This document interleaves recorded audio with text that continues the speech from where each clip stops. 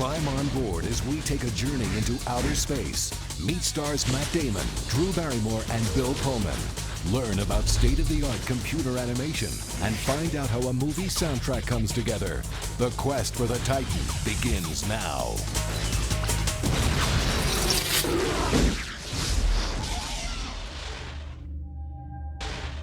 This is a movie called Titan AE. AE stands for After Earth.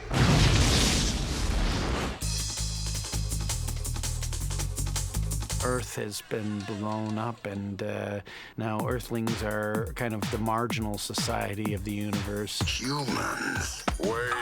The story is about a boy thrown into a situation beyond his control and being told that the destiny of the world is at his hands. I happen to be humanity's last great hope.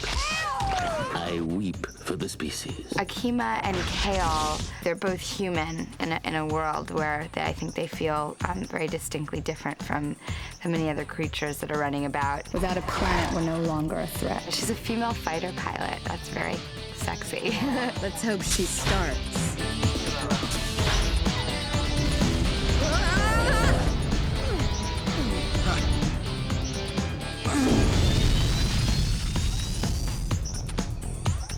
Corso, who is kind of a space pirate. There is quite a, it's a motley crew, and Goon. Apply the necessary force. And Stiff. Great! Things aren't bad enough! Tools all over the floor! In a way, it reminds me of a pirate ship. The dredge is the evil villain in this case, and it's a single entity that can become many entities. The dredge are pure energy, and there's no way to beat them. The dredge wants you, only dead. How do you know they want me dead?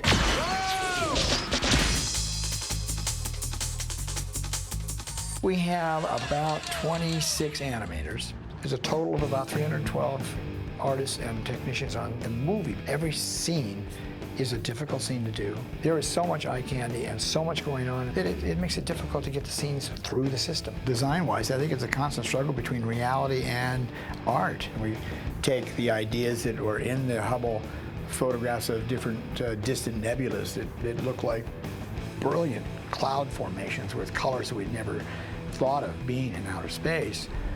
How do we take those now and make them like something you think you've seen before, but pushed beyond? You get into some of the fabulous things you've seen from the Hubble, so that you get into nebulas and what it looks like in space and all the rules of space. So then you begin to make some drawings here and there and saying, what do the characters look like? What's Kale like? You know, if he's a tough guy with a chip on his shoulder, is he well built? Is he sort of a skinny guy? Well, those images are dictated by the voice. So if you listen to Matt Damon's voice, Right, sir. then there's a certain way in my head that he will look. If I don't like the way things are going, I'll show you how much like my father I really am. Matt Damon and Drew Barrymore and I were in this session in New York. And there's a lot about this process that reminds me more of improv, because all the details of the story and the different aspects of the journey were also kind of roughed out, and then they're constantly evolving, that you have to be just accessible when you come in to do sessions.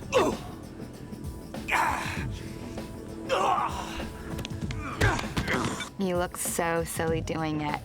You can't feel too embarrassed at how it looks, because it's got to sound right, you know? Next time, plot us a course that takes us around the shiny pretty things. She has the sexiest, softest, sweetest voice. And we said, wait a minute, this is a soldier we're making here. So I said, Drew, don't do sexy sweet, be tough. So when he said that he wanted her to be tough, I was really happy that the direction I'd been going in or thinking about going in, that he was advocating. Goon? John Leguizamo was playing the part of Goon. Goon is a navigator. But he's kind of like a goofy, little mad scientist alien character. Multiply by the coefficient of the friction. Yeah, when they give you the script, you get the character. So I said, let me try this thing. I've been wanting to do this sort of Peter Lorre, futuristic, his voice, they talk this way. And that's where we ended up with that character. But I plot new route through Saber Quadrant. He's got some very funny textures, some very funny readings in the way that they time out. In other words, it's almost like music where you go da da da da da da da, you know. And it's the same way animators think, the same way musicians think, and obviously the same way John thinks. And I'd have to like take a huge week break of talking because the voice really strained my vocal cords. Tap into the central computer and reconfigure the departure protocols. Yes. Janine Garofalo is the ammunitions expert. You come in and you do your verbal work, and then they may animate around that. Well, I'll kill him. Preed, I'll kill you. Okay, I will kill you. Oh! Nathan Lane is Preed, is an alien, is cocky. He's at the same time intellectual, a little snobby. He works on the ship, the Valkyrie, and is sort of the right-hand man, or lizard, if you will, to Corso. There, Captain. He's sort of a strange-looking alien who speaks very elegantly. Fight the good fight, Precious. When we return to the quest for the Titan, a visit to Fox Animation, where you'll meet the animators, see how they created the props, and take a walk in space.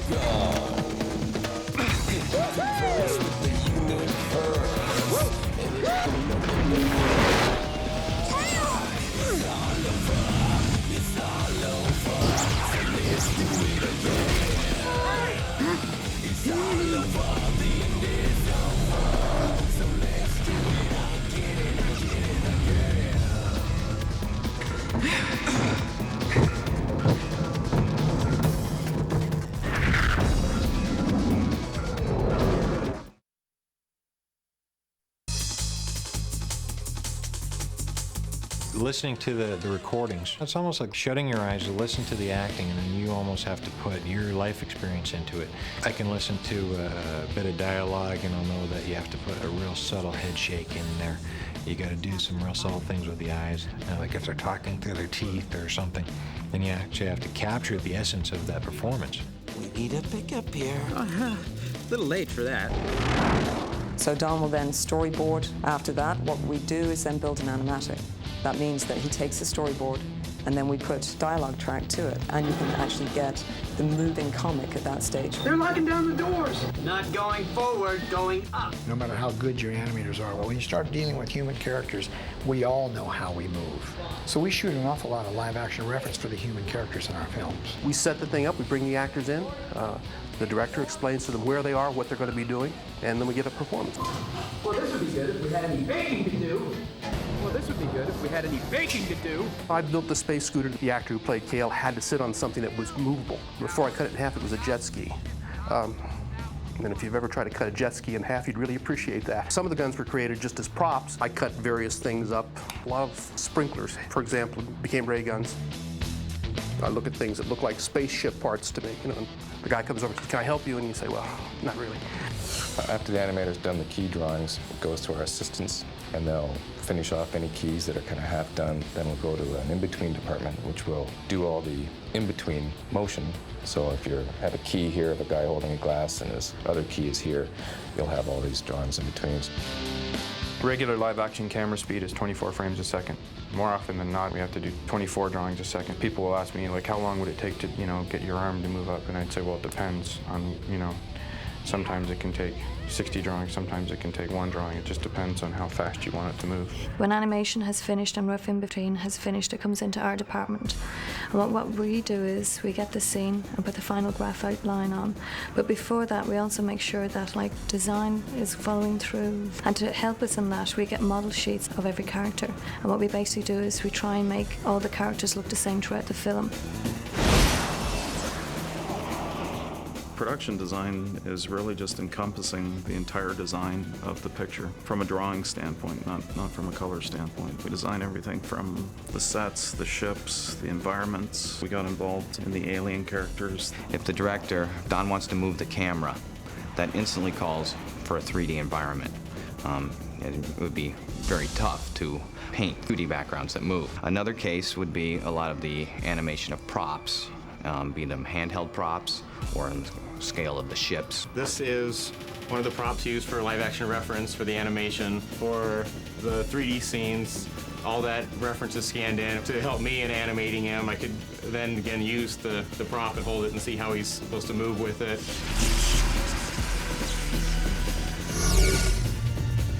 It was our assignment to create a man in a spacesuit. We taped them up rather efficiently so that we could get some marking points for which to reg our 3D prop to.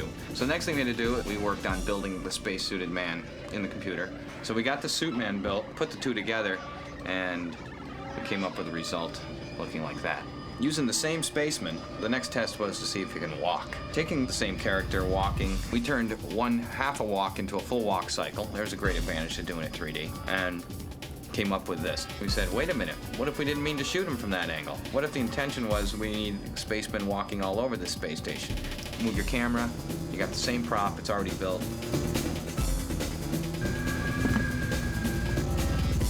Once they do that, they've got it to a place where we could scan that into a computer and then assign colors to all of those shapes that are on the character. Then the real job is what color? You know, we're using certain color principles. For example, a lot of Earth-type situations are very much in warm green, you know, very earthy palettes. Electronic colors, we restricted to the dredge. Titan. In relation to look and style, there's very much aggressive style of lighting, very high contrast. That's a negative, Captain. I think we've fallen in with a very bad crowd. If a character is sitting on a chair, we would have to address every issue. What type of lighting is on the character? Do we want the environment to oppress the character? And we'd use that with lighting. That ship has the power. At the same time that's happening, we have created the sets in a whole nother department. So what's behind those characters have been drawn. What we do is we paint those. That's still a very hand process. Those then are scanned into the computer. And there in the computer, we may light those differently. We'll change the colors. We'll make it look more realistic. And then we'll bring that background and the character that we've colored together. 98% of the movie is special effects. It's very important that the work that goes into the 3D animation of effects is mixed with the 2D drawn effects so that the audience always believes that it's all part of the same picture. There's something extremely realistic about this film and the way it looks and feels. When we return to the quest for the Titan, a look at the ice crystals, the sound effects, and the destruction of Earth. Dredge stingers are attacking the escaped vehicles.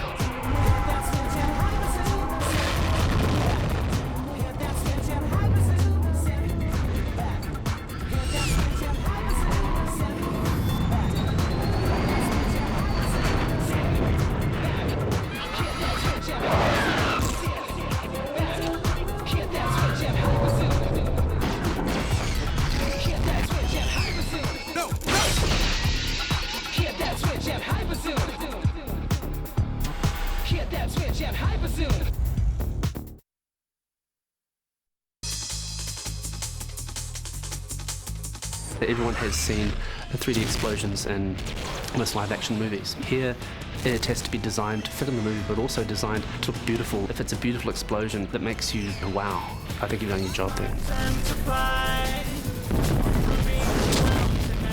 I'm working on the construction or the destruction of the Earth, and what I've got is a wireframe model of the Earth here that was taken from a scanned image of fault lines drawn on the continents, then wrapped around the sphere.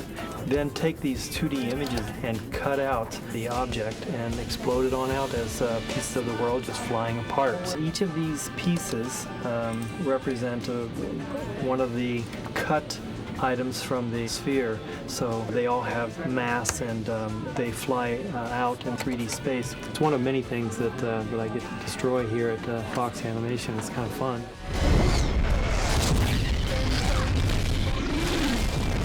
I don't think, as a production designer, this movie could have come to life the way that it has had it not been for the team that worked on Star Wars.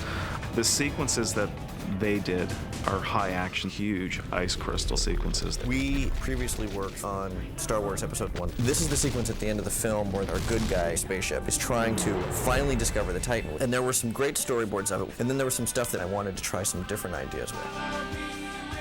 When we build the sequence, we've got final shots like this mixed with animatics like this. Because we only want to work on a shot in final form if we know that we need it. The environment was given to us, which was this ice crystal environment, and we loved that because it allowed us to play this cat and mouse reflection game rather than just a chase. One day we got a brainstorm that we should have these crystals that they're constantly moving around and being kind of dangerous. Two of them collide with each other, and that forms a cavern around the ship. So that allows us to have a motivated way that the Phoenix gets in there, and then we can play over all of our games with all the 1,000 images. We had this crystal cavern that was around them, constantly closing in during the course of the scene, just to heighten the danger a little bit. And what you get at the end of the whole thing is a blueprint for the entire sequence, because you get to play with spaceships. It's the closest thing to being an astronaut I can do.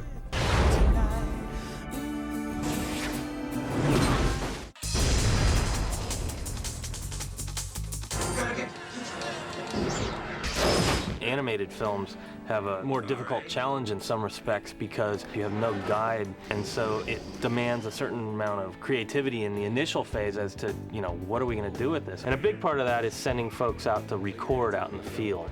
We went to one of the Blue Angels air shows. One of the stunts that they did was to blow up a bunch of old gasoline. These guys, as nuts as they are, got really close to this and came up with a very concussive blast. The ice crystal scene, I was looking to do two different things. One, I was looking to sonically let the audience feel the size of these immense crystallized ice forms as they move by us and ultimately crash into each other and start breaking apart. At the same time, I felt that these ice crystals had a character, that they really were unto themselves a character within the film. And so I wanted to give them a voice. I started playing with rock breaks and the sound of ice breaking on a frozen sheet of ice, and I would break it with my foot. At one point when I was skiing, I woke up one morning and found it was very, very dry, and the snow had the most strange, squeaky quality to it. So I went out with my recorder in the morning, and I started doing things with my pole, where I'd stab my pole into this dried snow and then slowly let it... This sound here was the sound of my feet on this ice sheet, slowly breaking. And it gives you this very crunchy quality that...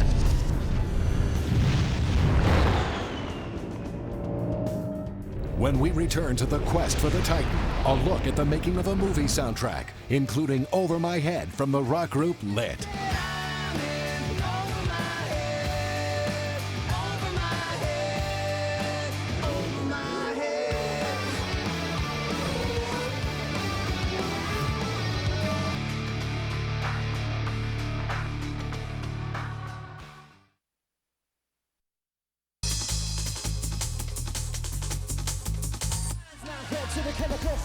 We wanted bands to actually sit down and write songs for this piece. Electricity wrote a song called Cosmic Castaway, which really sets up our character of K.O.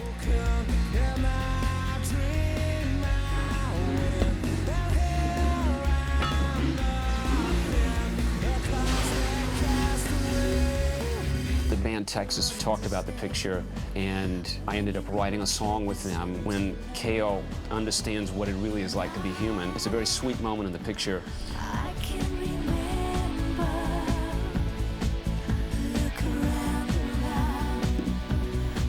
Lit ended up writing for a scene. Our hero, K.O., decides he can repair the ship. Lit came up with this wonderful song called Over My Head.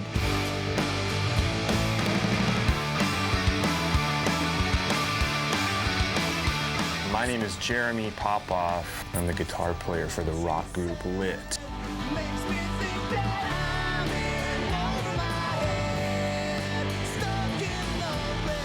There was this movie, this animated movie that was coming out in the summer, and they were interested in having us write a song for it.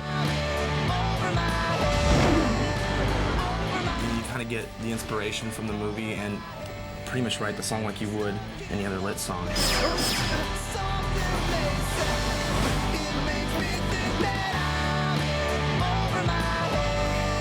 I think it's animation that older people can get into.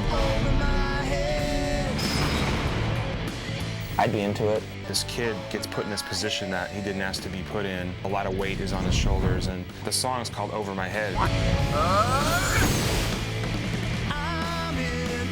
I'm looking forward to going into the theater and hearing the song, you know, and the surround sound, and I think that's going to be like the payoff.